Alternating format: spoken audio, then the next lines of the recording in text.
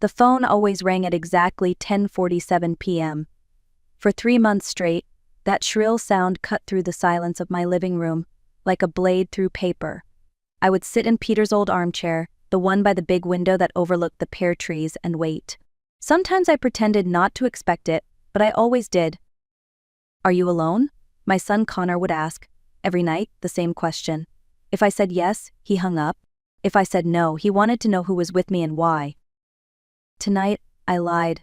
I said yes, and for the first time he didn't start lecturing me about keeping my doors locked or checking the alarm. He just went silent, and then the line went dead. The wind pressed against the window. The house groaned softly in the cold. Something about the stillness made my stomach tighten. Peter's old reading glasses sat beside me on the table, untouched since the day he died. I found myself holding them as though they could answer what my instincts already screamed: something was wrong. I heard the faint rattle of the kitchen door handle. My heart stilled. That door was locked. I'd checked it twice. Then, a slow turn, metal scraping softly against metal. I stayed frozen in the armchair, barely breathing. Through the doorway, the moonlight touched the mudroom window. A shadow moved across it. Someone was outside, someone trying to get in. And then I saw it. When the shadow disappeared and silence returned, a white envelope lay on the kitchen table, placed perfectly in the center. For a long moment I couldn't move. The kitchen looked exactly as it had before dinner, the clean dishes stacked on the counter, the pear-scented candle flickering by the sink. Everything was ordinary except for that single white envelope resting in the middle of the table, as if someone had measured the space before setting it down. I forced myself to stand. My knees trembled as I crossed the floor. The envelope was thick, expensive, the kind people used for weddings or formal invitations. No name, no handwriting, only the faint scent of tobacco and rain. I should have called the police, I knew that, but instead I opened it. Inside was an old photograph, slightly faded around the edges. It showed this house, my house, but the trees in the background were barely half-grown, their trunks thin and spindly. Standing in front were 4 people. Peter and me, impossibly young, holding baby Connor. Beside us, 2 strangers, a tall man with sharp eyes and a woman with a face as still as stone. On the back, written in unfamiliar handwriting, were the words, "The Partnership. 1993. Some debts never expire." The date made my chest tighten. 1993 was the year Peter told me his late uncle had left us an inheritance, the money we used to buy this orchard. But Peter had never had an uncle. Both his parents were only children. I turned the photo over again. The tall man's hand rested on Peter's shoulder, possessive like ownership. The woman's eyes seemed to stare straight at me. Whoever they were, they'd known something about our beginning, something Peter had never told me. The phone rang again, startling me so badly that I nearly dropped the photograph. The number was blocked. For a moment, I considered letting it ring, but curiosity, or maybe fear, got the better of me. "Mrs. Marlowe," a man's voice, calm but urgent.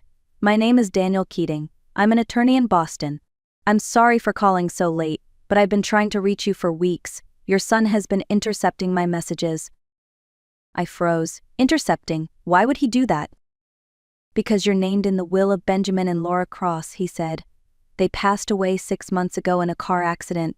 You may not remember them, but your husband did." The names hit me like cold water. The strangers in the photograph.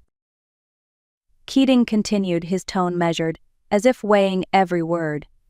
"There's a document, something your husband signed in 1993, along with a personal letter explaining it. The Cross's estate requires that I deliver these items to you directly, but your son has made that very difficult. He's visited my office 3 times, insisting you're experiencing memory problems. He's filed inquiries about guardianship." Guardianship. The word made my stomach twist. "That's absurd," I said. "I run this farm by myself. I'm perfectly capable." "I don't doubt that," he replied, "but it seems someone wants you isolated. Miss Marlowe, whatever's in that document, it's valuable. Possibly dangerous. I'm driving to you now. Please don't tell anyone I've contacted you, not even your son. And until I arrive, keep your doors locked. If anyone knocks, do not open." The line clicked dead. I stood in the kitchen surrounded by silence, holding the phone like it might burn my hand. I checked the clock, 11:05 p.m. The minutes crawled by in uneasy silence. Every creak of the floorboards, every sigh of wind felt like a warning. Daniel Keating was still 2 hours away. I only had to hold out until then. The house had never felt so big or so empty. I turned off the kitchen light and started up the stairs toward my bedroom when I heard the sound of a key sliding into the front door lock. "Mom?" Connor's voice, calm, almost gentle. "Are you awake?" My heart pounded. I hadn't told him about Keating's call, hadn't even mentioned the envelope. Why was he here? I stayed quiet, listening. The front door opened. Connor's footsteps echoed through the living room. "Mom," I saw the lights. "Why didn't you answer your phone?" I glanced toward the small desk in the hallway and froze. Peter's old note, the one I'd found earlier in his study, still sat there in plain view. The note with the brass key. Connor's voice shifted, lower now. "What's this?" "Box 247. Tell no one, especially not Connor." I felt my breath catch. He knew. "Mom," he said again, voice sharp now, "come downstairs. We need to talk about your safety. You're not thinking clearly." His footsteps moved toward the stairs. I backed into my room, heart racing. "I'm fine," I called out. "Go home, Connor. We'll talk tomorrow." Silence. Then the doorknob rattled. "Mom," he said, colder now, "open the door. Please don't make this difficult." I looked at the window. The trellis outside was old, maybe weak, but it was my only chance. As the lock turned, I swung my leg over the sill and climbed into the freezing night air. The November air cut through my nightgown like glass. I gripped the trellis, praying the old wood would hold. It creaked, then steadied under my weight. Behind me, the bedroom door slammed open. "Mom," Connor shouted from the window. "Stop, you'll hurt yourself." But I was already halfway down, my bare feet scraping the lattice. When I hit the ground, I ran. I didn't look back. The pear trees stood like dark sentinels against the moonlight, and I darted between them, heart hammering, until I reached the old tool shed. I crouched inside, gasping for air. From there I could see the driveway. A car's headlights appeared at the end of the lane. For one terrifying moment, I thought Connor had called someone else, but when the vehicle stopped, a man stepped out, tall, wearing a dark coat, holding a briefcase. "Mrs. Marlowe." The voice was familiar, Daniel Keating. By the time I reached him, my knees were shaking so hard I could barely stand. He helped me into the car and handed me a blanket. "We'll drive somewhere safe," he said. "There's a diner about 15 minutes away." The diner was nearly empty. The smell of coffee and pie felt like a lifeline. Daniel opened his briefcase and slid a thick file across the table. "These belong to Benjamin Cross. He made this statement shortly before his death." I read the first page. It was dated 6 months earlier. In 1993 it began. I was part of a private investment group. We handled large sums for a client named Victor Aldridge. Your husband, Peter Marlowe, worked for me. He discovered our irregular accounting, money laundering, essentially, and confronted me. Instead of reporting us, he made an offer, his silence in exchange for a farm where no one would ever find him. I set the pages down, my hands trembling. "So this orchard, our home, it was bought with criminal money." Daniel nodded slowly, and Aldridge never forgave him for walking away. We left the diner at midnight, the roads nearly empty except for the occasional truck heading east. Daniel drove in silence, the heater humming softly. I kept my hands wrapped around the coffee cup he'd bought for me, as though its warmth might steady them. We reached the bank just before 1. The parking lot was dark, except for a single light above the side entrance, where a woman waited, professional-looking, dark hair pulled back, long coat against the cold. "This is Priya Nandakumar," Daniel said. "She's the bank president." I called in a favor. She led us inside through a side door and down a quiet hallway that smelled faintly of metal and disinfectant. "There won't be any official record of this access," she said. "For tonight you were never here." Inside the vault, the air was cold and still. Daniel handed me the brass key Peter had left behind. Priya used her master key and together we unlocked box number 247. The metal slid open with a soft, final sound. Inside were 3 items, a USB drive, a sealed envelope with my name on it, and a small leather-bound journal. My hands shook as I lifted the letter. The handwriting was Peter's. "My dearest Helen," it began, "if you are reading this, then I'm gone, and you are in danger. I made choices to protect you and Connor, but choices built on secrets never stay buried.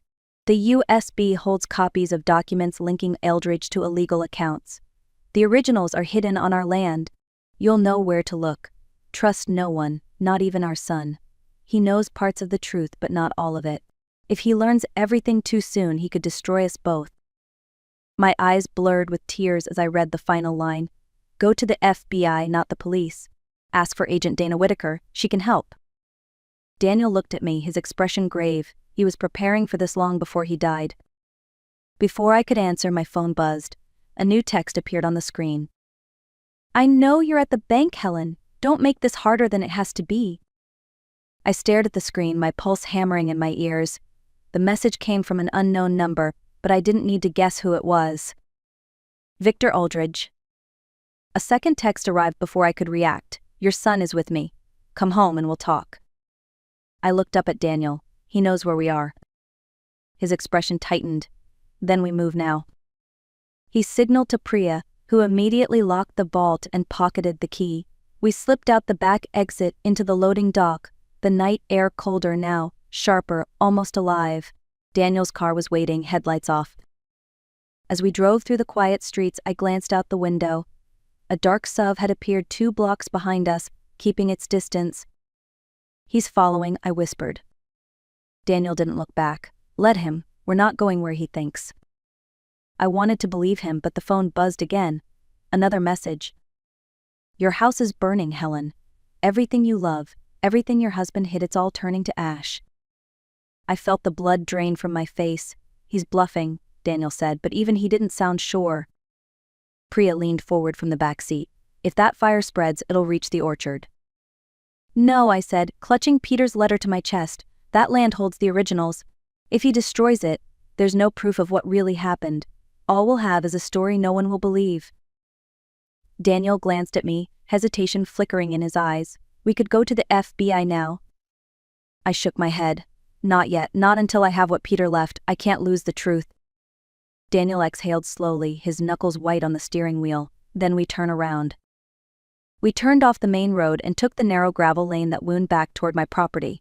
The headlights were off, the only light coming from the pale slice of moon. My heart pounded with each bump in the road. "We can't go through the front," I said. "They'll see us before we reach the house." Daniel nodded. "You know this land better than anyone. Lead the way." We stopped by the old equipment shed behind the orchard. The air smelled faintly of smoke, the kind that clings to wood, not yet flame.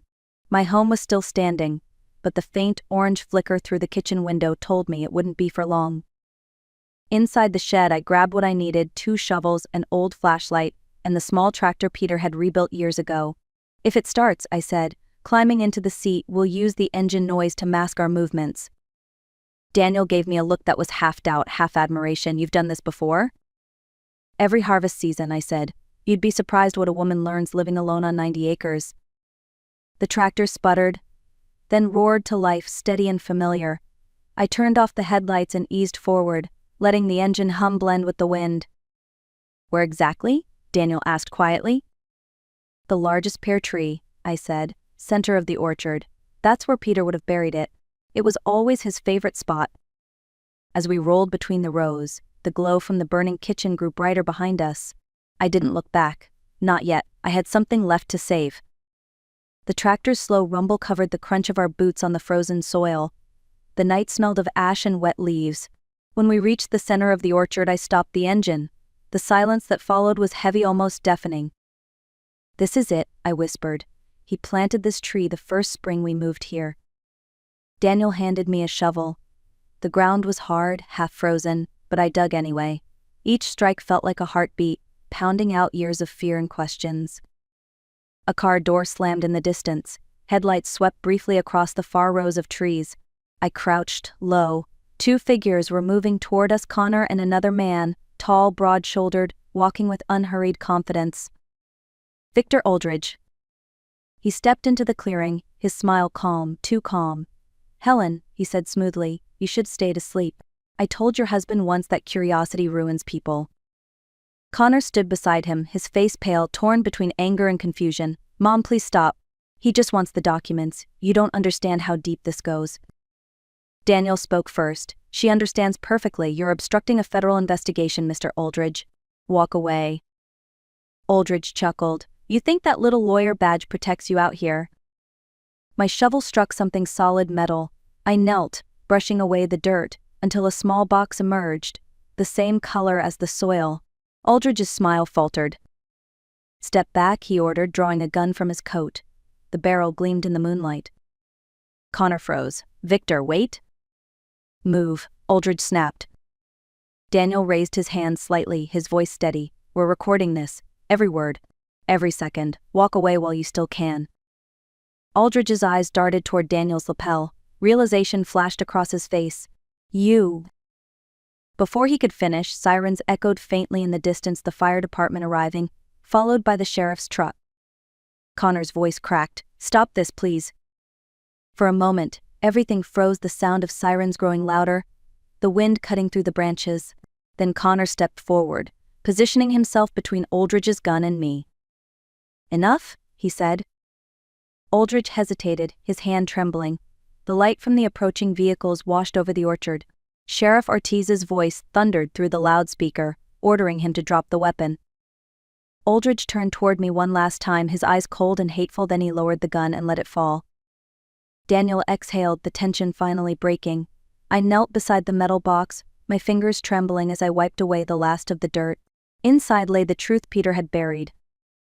The flashing red and blue lights painted the orchard in streaks of color as deputies moved in, securing the scene. Aldridge was led away in handcuffs, silent, his expression unreadable.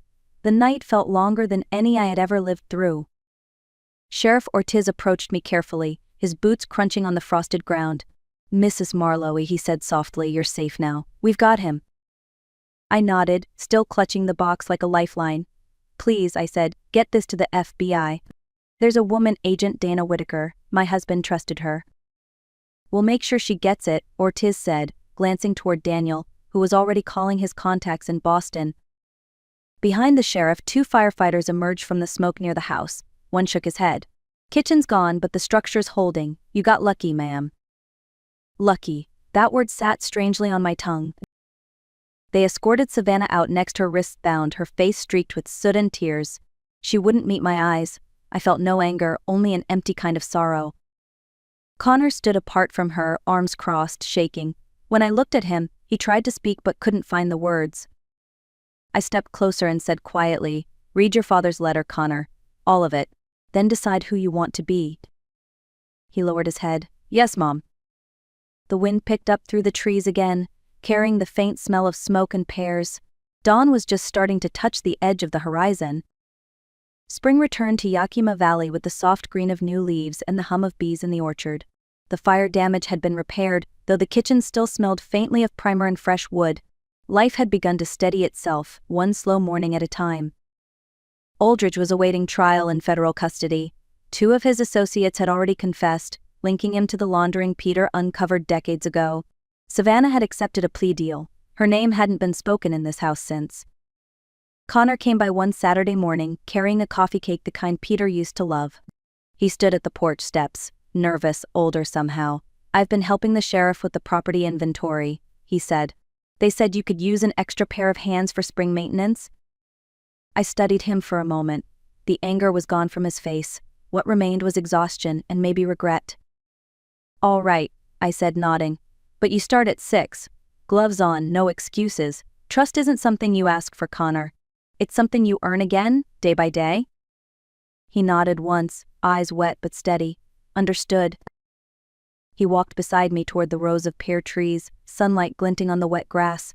For the first time in months, the orchard felt alive again, quiet, honest, forgiving in its own way.